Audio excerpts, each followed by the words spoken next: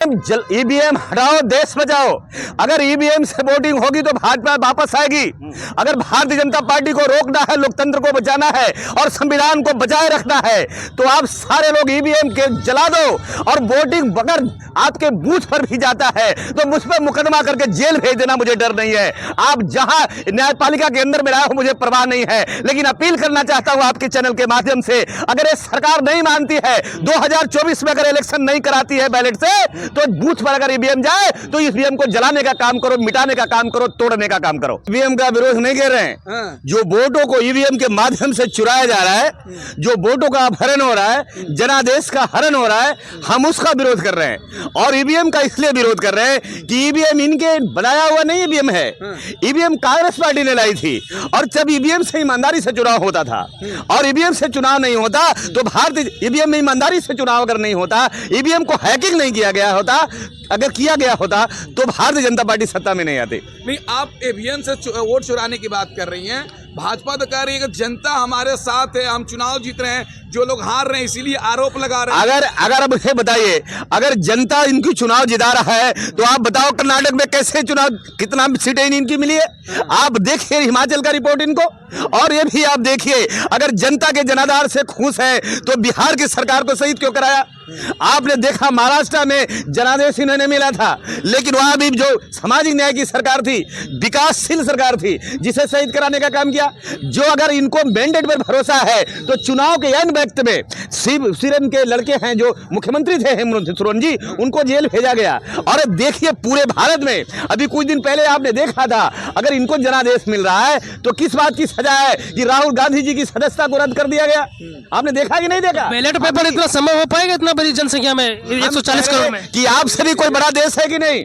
आपसे बड़ा देश है या नहीं है? अगर आपसे बड़ा देश बैलेट से चुनाव करा सकता है तो आप क्यों नहीं बैलेट से करा सकते हैं? दुनिया इतना आगे बढ़ गया और आप कह रहे बैलेट पेपर से चुनाव हो, संभव है? अच्छा आप मुझे बताइए, अगर आप जो दवा खाने से अगर आपकी बेचैनी बढ़ती है, बीमारी बढ़ती है, वो दवा बंद होनी चाहिए कि नहीं होनी चाहिए? वो दवा बंद करेंगे कि नहीं करेंगे आप? तो मैं कह रहा हूं कि ईवीएम से बीमारी बढ़ रही है, ईवीएम से बेईमानी बढ़ रही है, वोटों का हरण हो रहा है, जनादेश का किडनैपिंग हो रहा है, अपहरण हो रहा है, तो आप उसे बंद करोगे कि नहीं करोगे? तो मैं कह रहा हूं क्या साक्ष्य है आपके पास कि ईवीएम में गड़बड़ी हो रही है, भाजपा गड़बड़ी कर रही है? साक्ष्य मैं बता दे रहा हूं आपको। आपने पिछले बार 2019 में नरेंद्र मोदी जी बनारस से चुनाव जीते थे, और वहां पता लगा लीजिए कि पोल वोट से 1,40,000 ज्यादा वोटों की गिनती की गई। आप उसका बताइए, ये मैं नहीं बोल रहा हूं, ये मामला अभी तक चल रहा है और अभी तक इलेक्शन कमीशन न्याय नहीं कर सका। और मध्य प्रदेश के अंदर मैं कह रहा हूं कि इंटेलिजेंस ब्यूरो का रिपोर्ट मालूम कर लीजिए, राजस्थान का रिपोर्ट पता कर लीजिए और छत्तीसगढ़ का रिपोर्ट पता कर लीजिए, जहां ये इंडिया के पक्ष में आंधी चल रही थी, जहां ईवीएम को हैक करके वोटों का अपहरण करने का काम किया। और मैं प्रमाण के तौर पर बोल रहा हूं, आप प्रमाणित में बात कर रहा हूं। आप मुझे बताइए पत्रकार साहब, आपका एटीएम से पैसा बिना न चाहते हुए चोरी हुआ है कि नहीं हुआ है? हैकिंग हुआ है कि नहीं हुआ है? आपका मोबाइल हैकिंग होता है कि नहीं होता है? आपका गूगल हैकिंग हो रहा है कि नहीं हो रहा है? आपका डिवाइस हैकिंग हो रहा है कि नहीं हो रहा है? जब सारे डिवाइस हैक हो सकता है तो ईवीएम की कौन गारंटी देगा? पहले गारंटी हमें दे दे। और ये भी और एक साजिश है। आप तो पहले देखते थे कि ईवीएम पर जब हम लोग वोट देते थे तो बोर्ड पर जो वीवीपैट छोड़ दिए, बोर्ड जो मशीन के सामने एक ट्रांसपेरेंट एक शीशा लगा होता था जिसमें दिखाई देता था।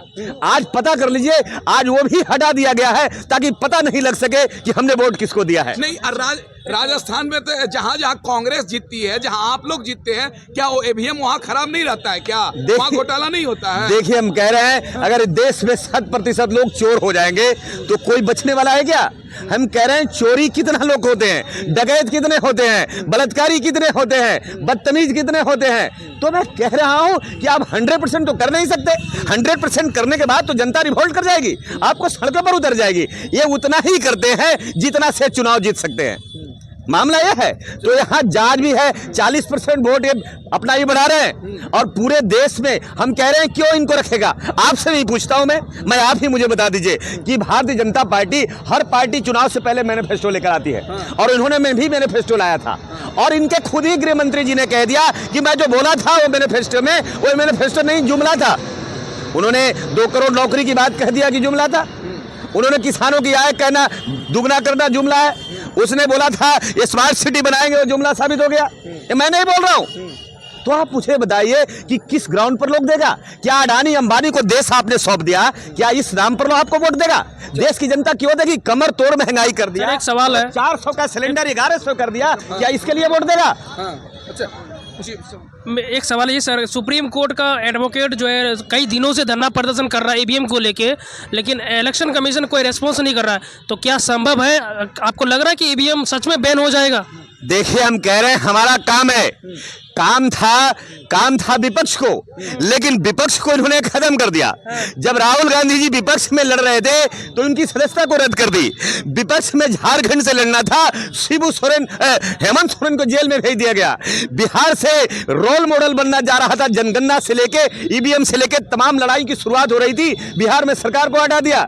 आप देखा दूसरे राज्यों में, आप देखिए आंध्रा में, आप देखिए तमिलनाडु में, आप देखिए केरल के अंदर, यानी तमाम जगहों पर विपक्षियों पर तोता की तरह यानी पलटा रटाया भाषा ले जाकर के विपक्षियों को जेल में डालने का कॉन्स्पिरेसी हो रही है, साजिश हो रहा है। और इसी के बदौलत भारतीय जनता पार्टी 2024 में अपना बेहतर पार होना चाहती है। आप क्या चाहते हैं 2024 में लोकसभा का चुनाव कैसे होना चाहिए? बैलेट पेपर से या ईवीएम से? कह रहे हिम्मत है और आप संविधान में भरोसा है, अगर सिस्टम में भरोसा है, इलेक्शन कमीशन पर भरोसा है, तो आप बैलेट से चुनाव करा लो, तो मैं समझूंगा कि आपके अंदर मर्दानगी है। भाजपा तो कह रही है कैसे भी चुनाव करा लो, ईवीएम से करा लो, बैलेट से चुनाव हम ही जीतने वाले हैं। मैं कह रहा हूं 400 पार भाजपा ना। मैं कह रहा हूं कि आप जीत करके आओगे बैलेट से, तो मैं आपको माला पहनाऊंगा, आपको स्वागत करूंगा, मैं समझूंगा कि जनता है आपको जनादेश दिया है। लेकिन आप जनादेश नहीं ले रहे हो, आप अपहरण कर रहे हो ईवीएम के माध्यम से, मशीन के माध्यम से, जिसका हम निंदा करते हैं। और अगर नहीं माने 24 में सरकार, तो हम बूथों तक भी मुकाबला करेंगे, बूथ पर इनका ईवीएम तोड़ने का काम करेंगे, जलाने का काम करेंगे। लेकिन चुनाव आयोग के जो अधिकारी हैं वो कह रहे हैं कि जनता को भ्रम में डाल रहे हैं आप लोग, ये मशीन सही है। यह देश चुनाव आयोग का नहीं है, ये देश भारत संविधान का देश है। और भारत के संविधान में बाबा साहब ने राइट्स दिया है, प्रोविजन किया है कि आप अगर आप आपके मन पर डिपेंड करता है, हम अगर लिख के दें इलेक्शन कमीशन को कि मैं बैलेट से नहीं देना चाहता हूं, तो संवैधानिक और लोकतांत्रिक अगर सरकार होगी तो हमारे लिए बैलेट की व्यवस्था करेगी। अगर नहीं करती है तो स्पष्ट मालूम पड़ता है, ये पूरे देश को नहीं दुनिया को मालूम पड़ रहा है कि ईवीएम को से अपहरण करके, वोट को हरण करके आप सरकार बनाने जा रहे हैं। चलिए आखिरी सवाल एक छोटा सा, देश की जनता को कैसे समझाएंगे कि ईवीएम में गड़बड़ी है? हम कह रहे हैं आपने डेपो देखा कि नहीं देखा? वकील जो, हम भी उस आंदोलन का हिस्सा है, मैं कोऑर्डिनेशन कमेटी में एक सदस्य मैं भी हूं, और मैं भी दिल्ली के जंतर मंतर में रह रहा हूं।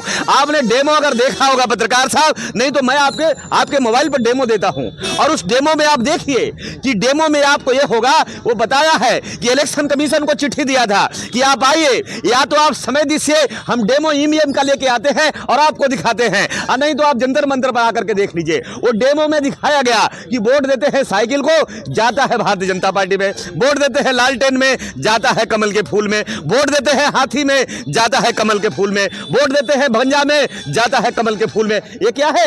अरे मैं नहीं बोल रहा, मैंने आपको प्रमाण के तौर पर बुझा कि जब गूगल हैक हो सकता है तो उससे तो छोटी डिवाइस है ईवीएम के अंदर।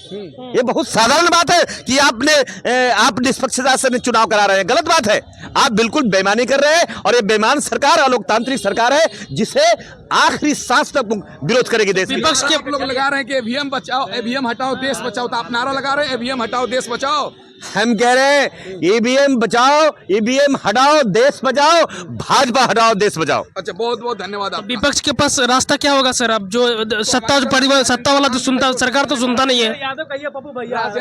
देखिए, हम कह रहे हैं विपक्ष आज भी है, विपक्ष रहेगा, और विपक्ष को ही लोग उम्मीद के नजरिए से देख रहे हैं, आशा के नजरिए से देख रहे हैं। देश आशा भरी उम्मीद से विपक्ष को दे रहा है। विपक्ष का सुनता नहीं है ना सरकार। 24 आते आते हम गुलबंद हो जाएंगे और भारतीय जनता पार्टी का सुपड़ा साफ हो जाएगा। मुद्दों में आप लोग क्या सोच रहे हैं, कमेंट सेक्शन में अपनी राय को जरूर मेंशन कर सकते हैं। तब तक के लिए जय हिंद।